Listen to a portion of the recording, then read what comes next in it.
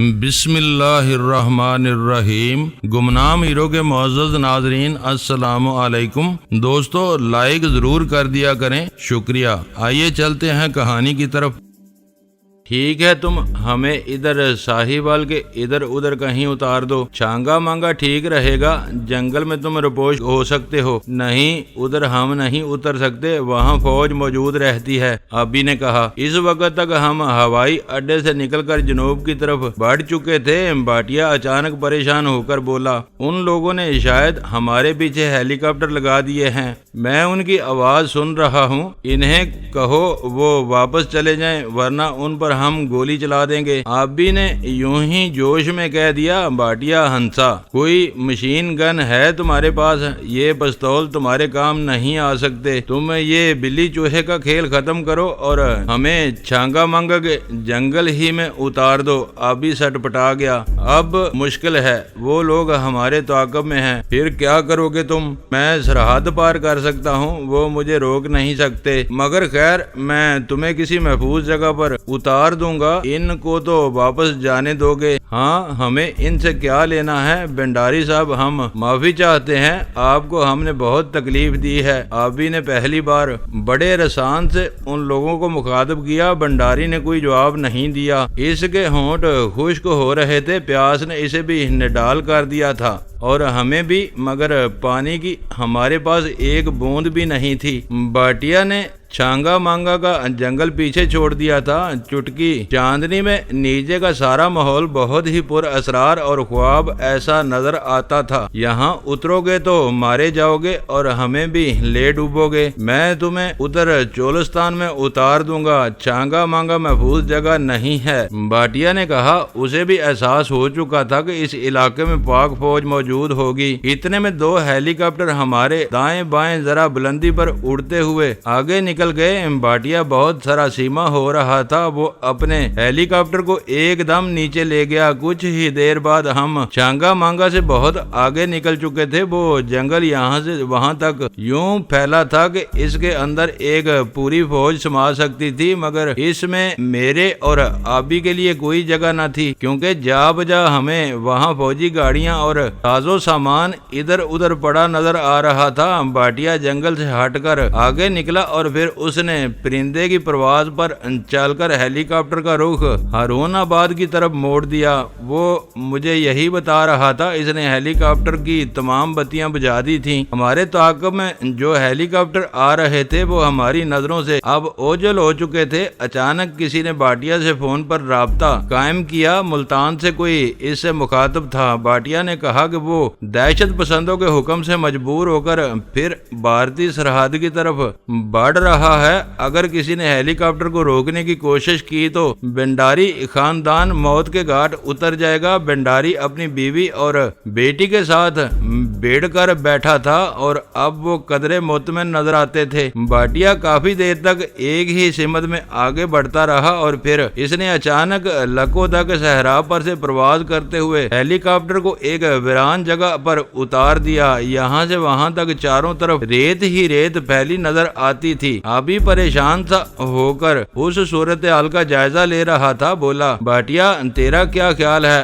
ہم یہاں اتر جائیں گے؟ اپنے اس مامے کو کسی آبادی کے قریب لے چل، یہاں تو نہ پانی ملے گا نہ سایہ، دیکھیں یہاں سے بھارتی سرحد 15 میل دور ہے، آپ یہاں اتر کر کسی بھی طرف نکل سکتے ہیں، پولیس اس جگہ تک آپ کا پیچھا نہیں کرے گی، ہمارے تعاقب میں آنے والے ہیلی کاپٹر پیچھے رہ گئے ہیں، آپ صبح تک کسی محفوظ مقام پر آسانی سے پہنچ سکتے ہیں۔ بھاٹیا نے کہا، ہیلی کاپٹر کا انجن اس نے بند کر دیا تھا۔ ٹھیک ہے، میری بات غور سے سنو، اس بلبیر سے کہہ دینا کہ اگر اس نے آسیہ پر ہاتھ ڈالا تو ہم واپس امرتسر آ کر اس کی ماں بہن کو اٹھا لائیں گے، یہ اس کو بتا دینا۔ یہ کہہ کر میں نے آبی کو اپنے ساتھ لیا اور ہم دونوں اسی وقت ہیلی کاپٹر سے باہر نکل گئے۔ کچھ ہی دیر بعد بھاٹیا اپنا وہ آسمانی چرخا اڑا کر آگے نکل گیا۔ ریت ٹھنڈی تھی اور تھکے ہارے بد نصیبوں کو پاؤں پسار کر سو رہنے کا اذن دیتی تھی۔ سناٹا ایسا تھا کہ اسے لفظوں میں بیان کیا ہی نہیں جا سکتا۔ بھاٹیا کو وہاں سے اٹھے ابھی 5 منٹ ہی گزرے تھے کہ ہمیں فضا میں 2 ہیلی کاپٹر پرواز کرتے نظر آئے۔ ان کی رفتار بہت تیز تھی۔ ان میں سے ایک تو ہمارے اوپر سے گزر کر آگے نکل گیا اور دوسرا کوئی 500 گز دور جا کر نیچے اترنے لگا۔ آبی کے منہ سے یہ موٹی سی گالی نکل گئی۔ بولا، یار یہ تو ہمارے لیے ہی یہاں اتر گئے ہیں، نظر تو یہی آتا ہے، کسی طرف جلدی نکل چلو۔ میں نے صحرا کی اس بے کراں وسعت پر نظر دوڑاتے ہوئے کہا۔ ہیلی کاپٹر میں سے 6 آدمی نکلے۔ ان کو دیکھتے ہی میں اور آبی تیزی سے ریت میں دھنسنے لگے، اس کے سوا کوئی چارہ کار ہی نہیں تھا۔ وہ ہماری ہی تلاش میں وہاں اترے تھے۔ انہیں یقین تھا کہ بھاٹیا نے وہاں جو پاؤں لگایا تھا تو اس کی وجہ یہی ہوگی، وہ ہمیں اس ویرانے میں اتارنے کے بعد ہی آگے نکلا ہوگا۔ آبی زیادہ تیز نکلا، اس نے خود کو کچھ اس طرح ریت میں دبا لیا کہ اب اس کی طرف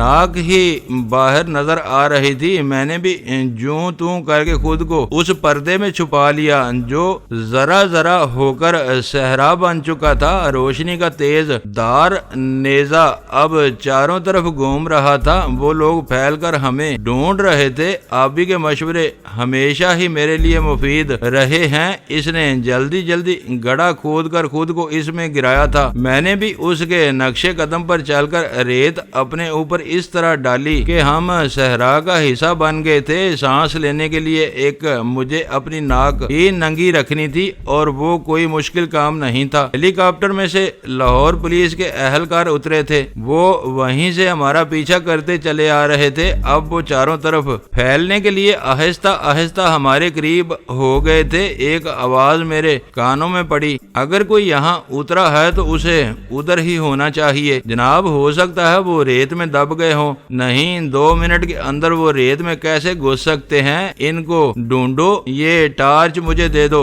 وہی باری برکم آواز پھر مجھے سنائی دی۔ وہ مجھ سے زیادہ دور نہیں تھے۔ آبی نے اپنی قبر مجھ سے کوئی 10 ہاتھ پرے بنائی تھی۔ میں نے ان آدمیوں کو اس قدر اپنے قریب دیکھا تو اپنا سر میں نے ریت میں اور زیادہ گہرا دبا کر ناک بند کر لی۔ اب میں پورے کا پورا ریت میں دبا پڑا تھا۔ وہ دونوں آدمی مجھ سے کوئی 5 قدم دور سے پھر ان کی آوازیں معدوم ہو گئیں۔ میں نے اپنی ناک پھر ریت سے اونچی کر کے چند گہرے گہرے سانس لیے۔ اچانک کسی طرف سے ایک بھیڑیے کی ہولناک چیخ فضا میں ابھری اور اس کے ساتھ ایک گول کا گول چیختا چنگاڑتا سنائی دیا۔ وہ آوازیں آہستہ آہستہ میری سمت چلی آ رہی تھیں۔ وہ 1-2 نہیں تھے، ان کی تعداد بہت زیادہ تھی۔ وہ یہ تو بھیڑیے ہیں، سب ہیلی کاپٹر کی طرف دوڑو۔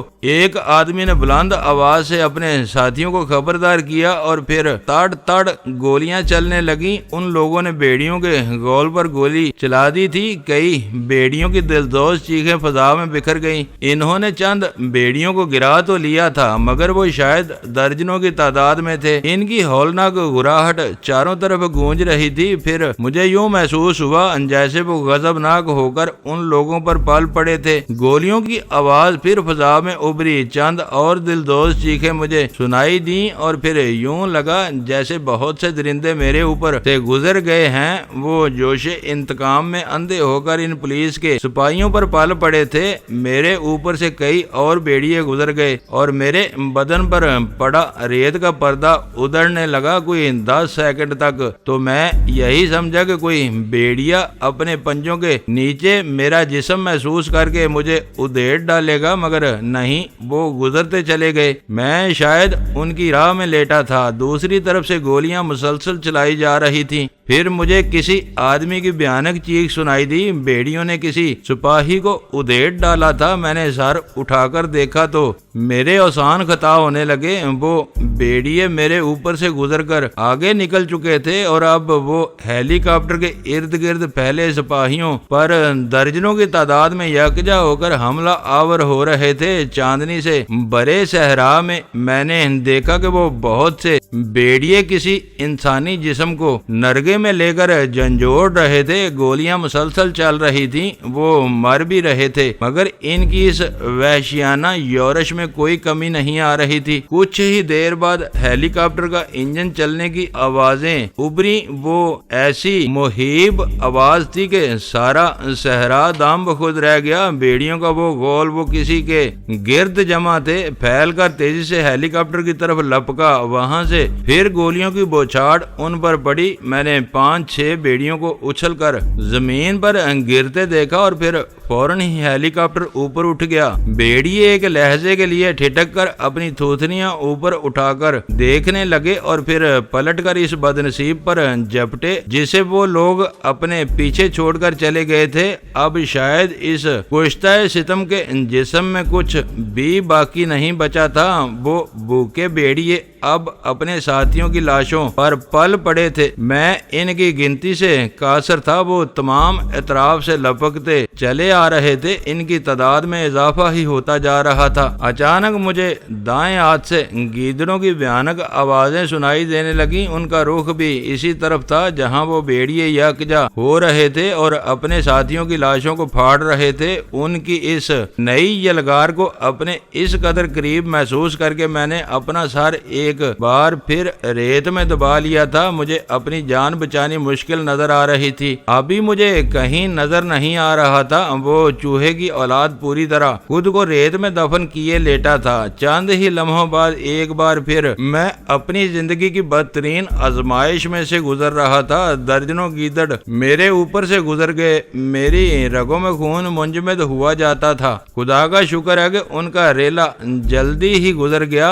वो सब भी इस दावत में शरीक हो गए जिसका एहतमाम सिपाहियों की गोलियों ने वहां उनके लिए कर दिया था। कोई आधा घंटे तक मैं इसी तरह सुन्न होकर रेत में दबा रहा। फिर किसी बेड़िए की हौलनाक आवाज फजा में उभरी जैसे वो सूरह इसराफील फौंक रहा हो। इसके साथ ही तमाम बेड़िए एक दूसरे से टकराते हुए आगे बढ़ने लगे। कोई 15 मिनट बाद वो मेरी नजरों से ओझल हो चुके थे। सहरा एक बार फिर सन्नाटे की लपेट में आ गया। मैंने रेत में से सर निकालकर चारों तरफ नजर दौड़ाई। अब मुझे दूर दूर तक किसी दरिंदे का निशान दिखाई नहीं देता था। ओए गुलाम जलानी के घोड़े तो बच तो नहीं गया? कहीं अपने उन रिश्तेदारों से मुझसे चंद कदम दूर आबी रेत की कब्र में से उठकर अपने कपड़े झाड़ रहा था। इसने मुझे सालम देख लिया था और अब वो मैदान साफ देखकर मुस्कुरा रहा था। मैं भी रेत में से बाहर निकल आया।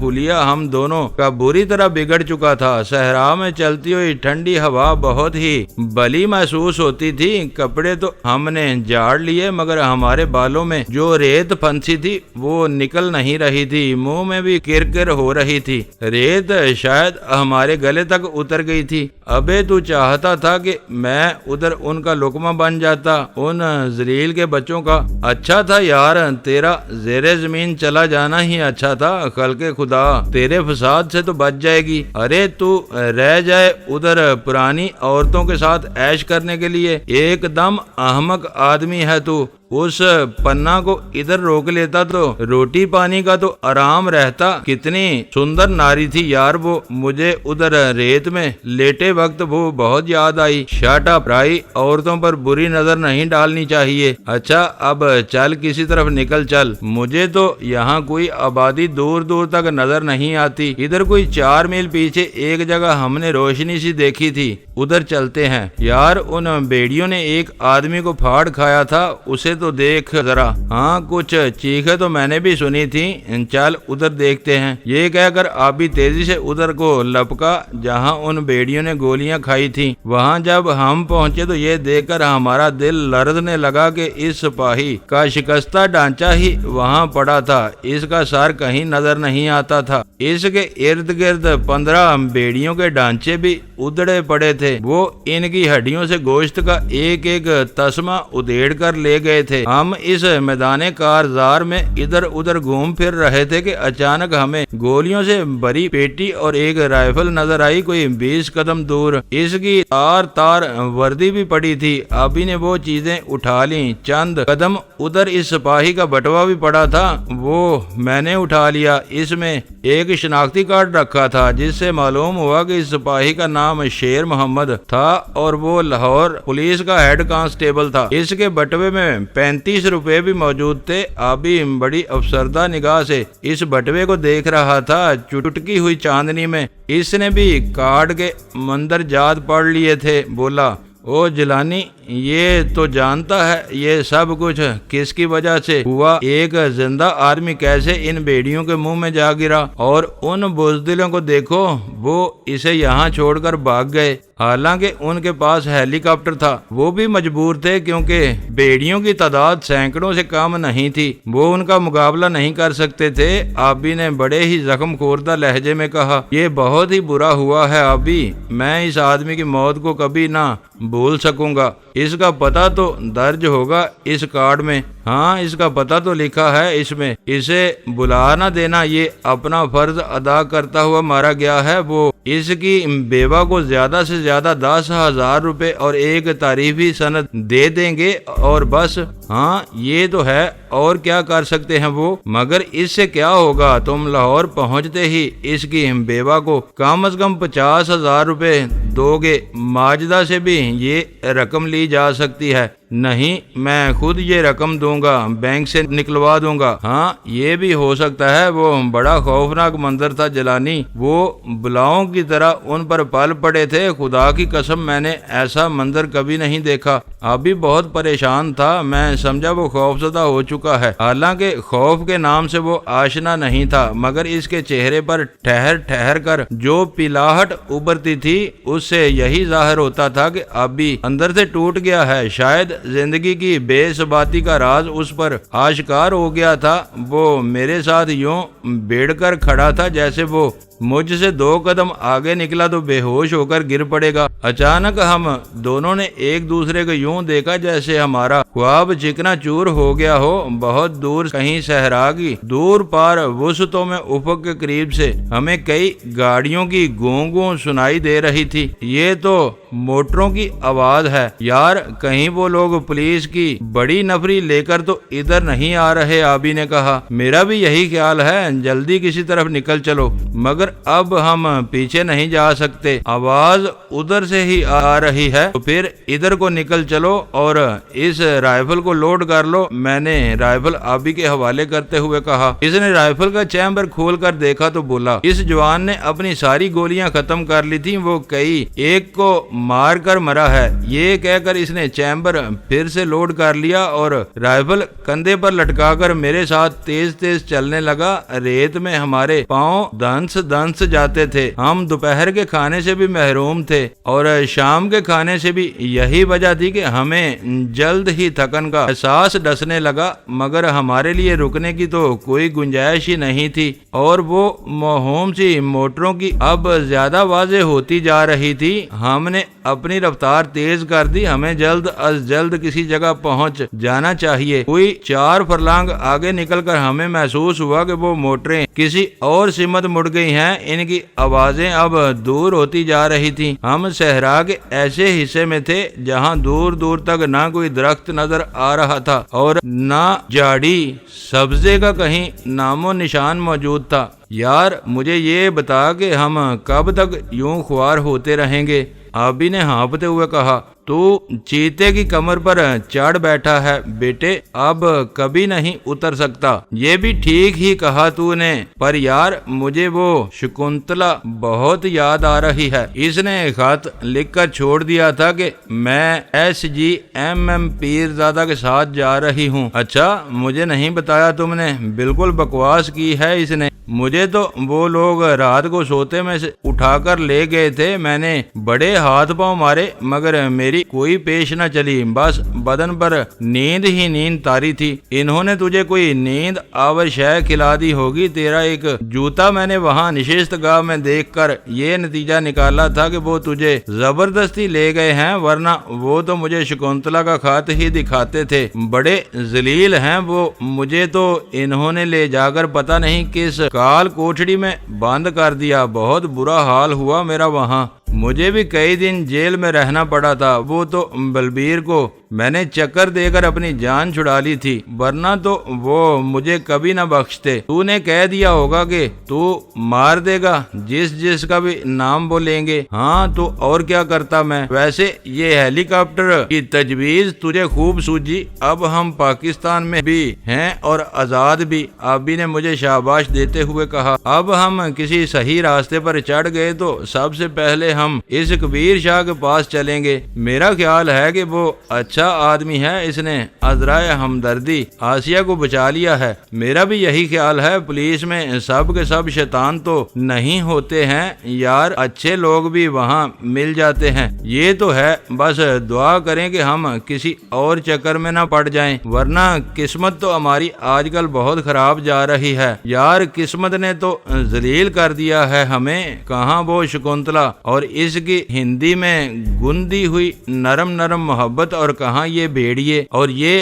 ڈزا ڈز۔ حد ہو گئی، جنت سے نکل کر جہنم میں آ گرے ہیں ہم لوگ۔ آبی کو اب اس مس عرشی کے بجائے شکنتلا کے گردن توڑ بخار نے آ لیا تھا۔ ابے تو دنیا پیا کر دنیا، ایسے ہی آج کل سرکاری سانڈ بن رہا ہے تو خواہ مخواہ۔ ابھی ہنس دیا، کچھ نہیں بولا۔ آسمان پر درخشاں ستاروں کے جرمٹ میں 14ویں 15ویں چاند کو دیکھ کر اس نے سینے پر دو ہتھڑ ماری۔ عاشق بیچارے واقعی اسی چکر میں مارے جاتے ہیں، معاشی بدحالی انہیں لے ڈوبتی ہے، اس لیے کہ وہ حرام کاری کے مرتکب ہوتے ہیں اور خدا حرام کاروں کو پسند نہیں کرتا۔ مجھے پسند ہے، بڑا نیک ہے، کتنے بندے مار چکا ہے تو اب تک۔ بندے مارنا تو اچھی بات ہے، میں تو برائی کے خلاف جہاد کر رہا ہوں۔ اچھی رہی تیری یہ دلیل، اللہ میاں سنے گا نا تو حکم دے گا فرشتوں کو کہ اس کی میرے سامنے ٹانگیں چیر دو۔ اچانک ہمیں کچھ فاصلے پر اونٹوں کے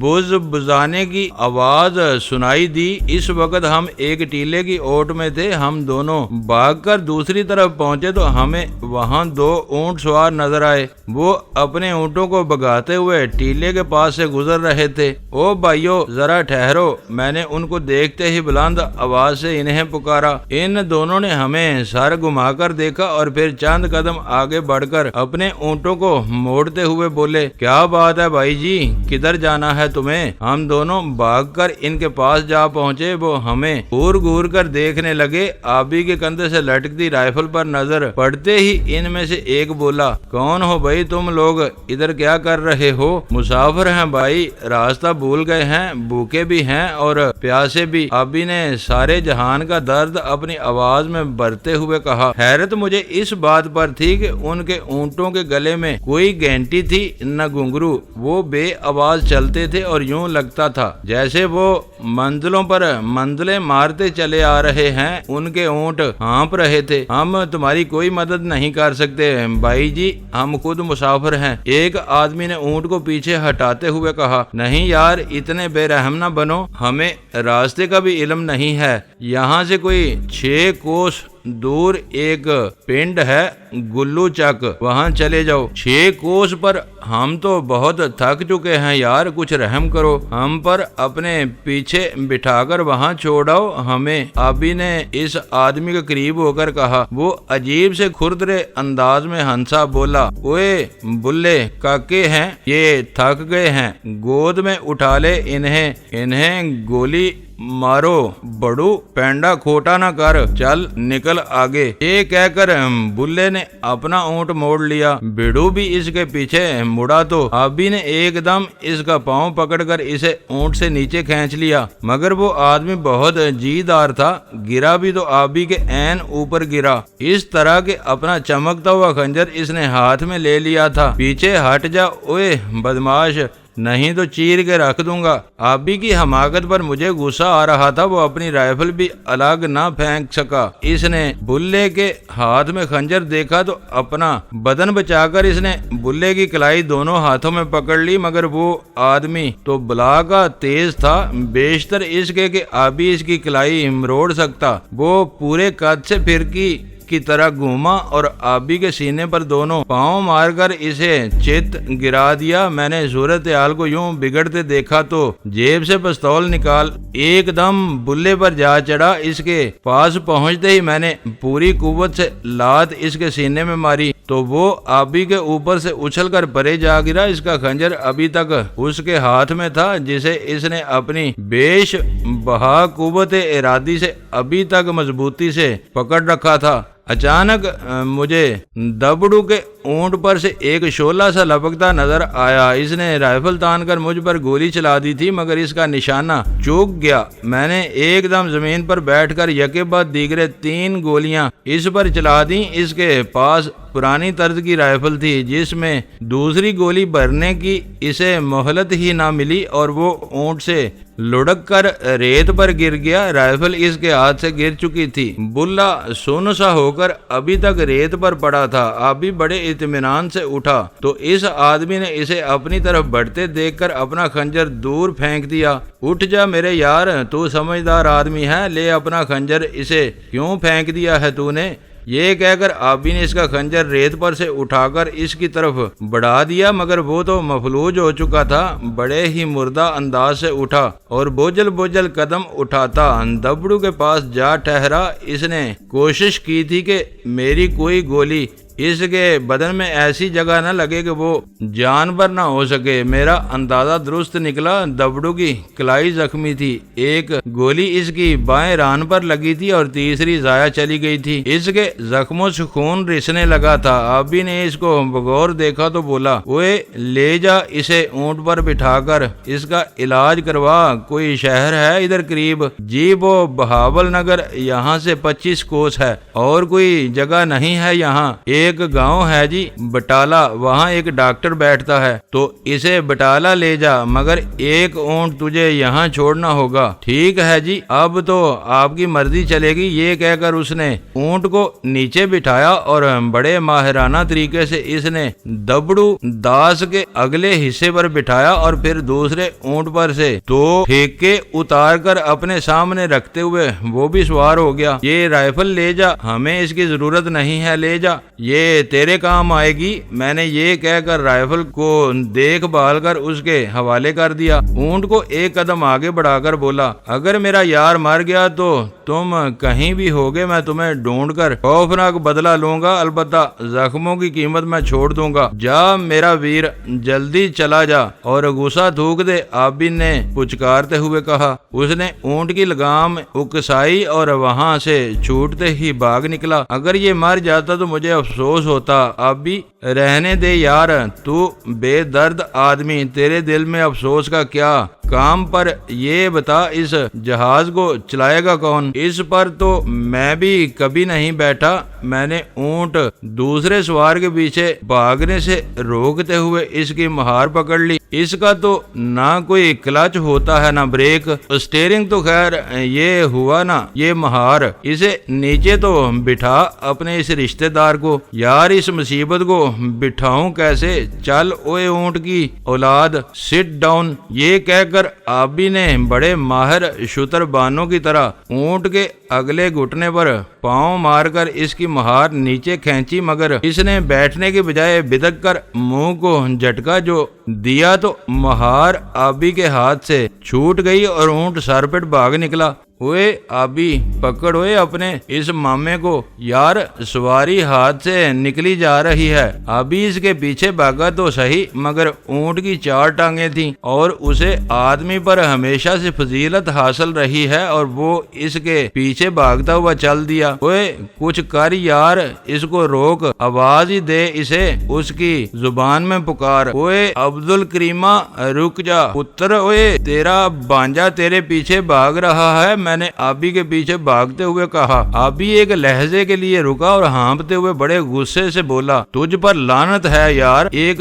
ذرا سا اونٹ نہیں روک سکتا ہے تو؟ یہ ذرا سا اونٹ ہے؟ ابے یہ ذرا سا نظر آتا ہے تجھے؟ رو پھر اپنے نصیب کو بیٹھ کر، اب یہ ہاتھ نہیں آنے کا۔ آبی نے ریت پر زانوں ٹکا دیے، وہ بالکل مایوس ہو چکا تھا۔ اونٹ ابھی میرے سامنے تھا، یہی کوئی 100 گز کے فاصلے پر۔ اچانک مجھے محسوس ہوا کہ اس کی رفتار میں کمی آ گئی ہے اور وہ رک رک کر بھاگ رہا ہے جیسے اس کے کاربوریٹر میں کہیں کچرا پھنس گیا ہو۔ میں تیزی سے اس کے پیچھے بھاگا اور یہ دیکھ کر حیران رہ گیا کہ میرے اور اس کے درمیان فاصلہ فوراً ہی کم ہو گیا۔ دراصل وہ لمبی سی مہار کی رسی اس کی اگلی ٹانگوں میں اس طرح الجھ گئی تھی کہ اس سے قدم کھولا نہیں جاتا تھا۔ میں نے جاتے ہی اس کی مہار پکڑ کر اسے پوری قوت سے جھٹکا جو دیا تو وہ ایک دم نیچے بیٹھ گیا۔ آبی نے یہ صورتحال دیکھی تو بھاگتا ہوا میرے پاس آ پہنچا، بولا، یا حضرت، اس جن کو آپ نے کیسے قابو کر لیا؟ اپنی کرامت سے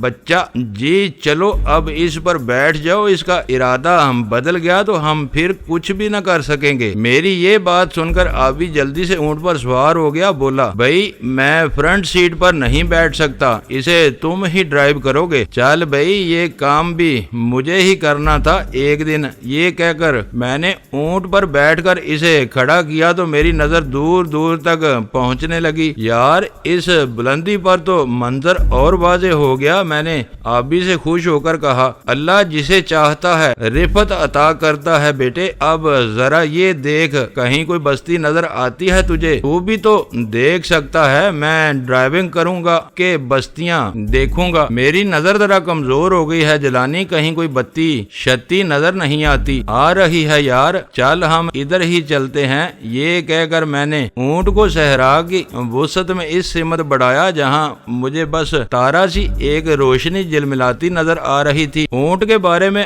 ہمارے تمام اندازے غلط ثابت ہوئے۔ وہ بڑی ثابت قدمی سے دوڑ رہا تھا اور آبی نے مجھے کمر سے پکڑ رکھا تھا دونوں ہاتھوں سے۔ ابے ذرا اپنے حصے میں رہ، کوہان پکڑ لے، ڈرائیور کو جکڑ کر جہاز گرائے گا۔ نہیں یار، میں پیچھے لڑک گیا تو مارا جاؤں گا، اس کی ڈگی بھی کوئی نہیں بنائی ہے اللہ میاں نے، ورنہ میں اس میں بیٹھ جاتا۔ یہ دراصل اللہ تعالیٰ کے تجریدی آرٹ کا نمونہ ہے یہ اونٹ، شکر کرو یہ میسر آ گیا ہے، ورنہ بھٹکتے پھرتے تم ادھر ریت میں۔ اچانک میں نے محسوس کیا کہ اونٹ جرجری سی لے رہا ہے، اس کی رفتار بھی مدھم پڑتی جا رہی تھی اور یوں لگتا تھا جیسے وہ کسی تکلیف میں مبتلا ہے۔ ابے اس کی بیٹری پھر ڈاؤن ہو گئی، کیا کہہ رہا ہے تو اسے؟ آبی نے مجھے ڈانٹتے ہوئے کہا۔ ابھی میں کچھ کہہ بھی نہ پایا تھا کہ اونٹ بس آپ ہی آپ ریت پر بیٹھ گیا، یوں جیسے ڈہ گیا ہو۔ ہم دونوں اس پر سے اچھل کر اترے اور چاروں طرف گھوم کر اسے دیکھنے لگے۔ آبی ایک دم بول اٹھا، اوے بیڑا غرق، اس کی تو یہ دیکھو پچھلی ران کے قریب سے خون بہ رہا ہے، یہ کیا ہوا اسے؟ میں نے غور سے دیکھا، اونٹ کی پچھلی بائیں ران سے ذرا اوپر پیٹ میں سے خون بہ رہا تھا۔ یہ تو بہت برا ہوا ابھی، میرے پستول کی تیسری گولی تو اسے جا لگی تھی۔ یہ تمہاری گولیاں پتہ نہیں کیا کر کے رہیں گی، خواہ مخواہ بے زبان کو مار دیا تم نے۔ جیلانی یہ بہت برا کیا ہے تم نے، مگر میں نہیں جانتا تھا یار، میں نے بڑے ہی افسردہ لہجے میں کہا۔ اونٹ نڈال ہوا جاتا تھا، کیا ضرورت تھی اندھا دھند گولیاں چلانے کی؟ مگر تمہیں تو خبت ہے ڈاز ڈاز کرنے کا، اب بھگت اس مصیبت کو۔ آبی نے اونٹ کے پیٹ سے بہتے خون کو دیکھتے ہوئے بڑے ہی تعصب برے لہجے میں کہا۔ وہ بہت زیادہ پریشان ہو گیا تھا، میری اپنی ذہنی حالت بہت ہی دگرگوں ہو رہی تھی، مگر ہمارے پاس اس مصیبت کا کوئی علاج نہیں تھا۔ ہمارے دیکھتے ہی دیکھتے اونٹ نے گردن ڈال دی۔ ہمارے پاس اس کی اس بے پناہ اذیت کا کوئی دارو ہوتا تو ہم 100 جان سے وہ اس پر آزماتے، مگر ہماری بے سرو سمانی تو ہم پر بھی خندہ زن تھی۔ ہم کوئی آدھا گھنٹے تک وہاں بیٹھے اس اونٹ کی لمحہ بے لمحہ دگرگوں ہوتی حالت کو دیکھتے رہے۔ جب اس کی اذیت حد سے بڑی تو میں نے چاہا کہ میں پستول کی گولی اس کے سر میں مار کر اس کی ساری مشکلیں آسان کر دوں، مگر آبی نے سختی سے مجھے روک دیا، بولا، میں تمہیں بھی جان سے مار دوں گا جلانی، اس پر گولی مت چلانا، مجھے بہت ترس ترس آ رہا ہے اس بے زبان پر۔ یہ کہہ کر اس نے میرے ہاتھ سے پستول جھپٹ لیا۔ وہ اپنی جگہ سچا تھا اور میں اپنی جگہ۔ تو چل پھر اسے خدا کے حوالے کر دے، میں نے مایوس ہو کر کہا۔ ہاں ادھر چل اس روشنی کی طرف، شاید کوئی شخص وہاں سے آ کر اس کو سنبھال سکے، آبی نے کہا، اور ہم دونوں لمبے لمبے ڈگ بھرتے ہوئے آگے بڑھ گئے۔ وہ روشنی کوسوں دور تھی، یا پھر ریت پر ہماری رفتار ہی سست تھی۔ ہم جب وہاں پہنچے تو معلوم ہوا کہ آدھی سے زیادہ رات گزر چکی ہے۔ ہمارے سامنے 3 نہایت ہی صاف ستھرے بڑے ہی جدید قسم کے خیمے لگے تھے، جن کے باہر ایک بانس پر لالٹین لٹک رہی تھی اور ایک مسلح آدمی خیموں کے سامنے کرسی پر بیٹھا سگریٹ پھونک رہا تھا۔ خیموں کی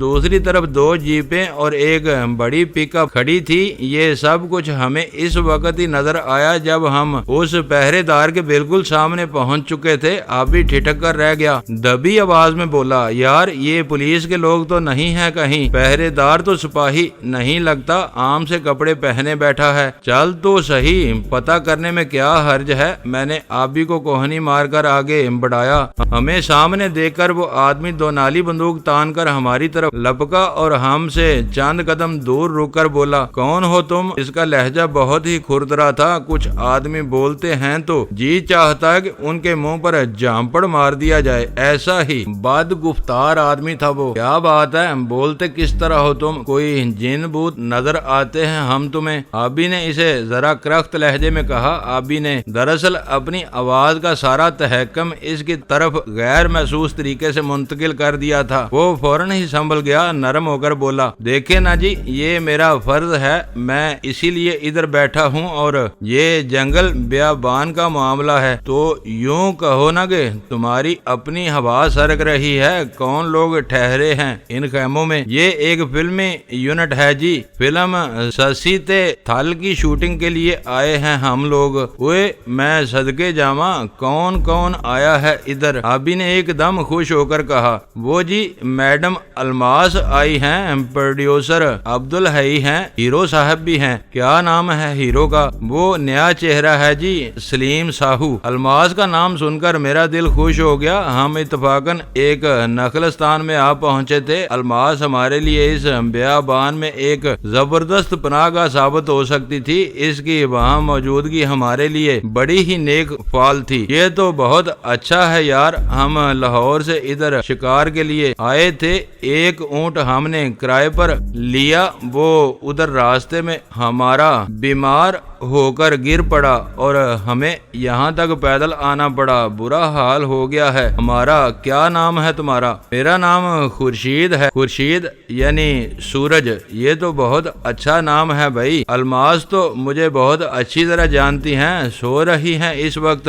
جی ہاں، رات کے 2 بج رہے ہیں جی، خورشید نے کہا۔ وہ ہم سے خاصا مرعوب ہو چکا تھا۔ آبی نے اس کے پہیے سے ہوا بالکل ہی خارج کر دی تھی۔ ادھر کوئی دری شری نکال دو، رات ہم ادھر ہی گزار لیتے ہیں، شہر تو یہاں سے بہت دور ہوگا۔ جی ہاں، بہاول نگر یہاں سے 60 میل دور ہے، میں آپ کو ادھر ایک فولڈنگ بیڈ نکال دیتا ہوں، تمہاری مہربانی ہوگی بھائی، کچھ کھانے کو بھی دے سکتے ہو؟ جی ہاں، کچھ روٹیاں بچ گئی تھیں اور سالن بھی، میں وہ آپ کو لا دیتا ہوں۔ دوستو ویڈیو کو لائک ضرور کر دیا کریں۔ ISI پاک آرمی زندہ باد، پاکستان پائندہ باد۔ معزز ناظرین، اپنا خیال رکھیے گا اور اپنے اس چینل کا بھی شکریہ۔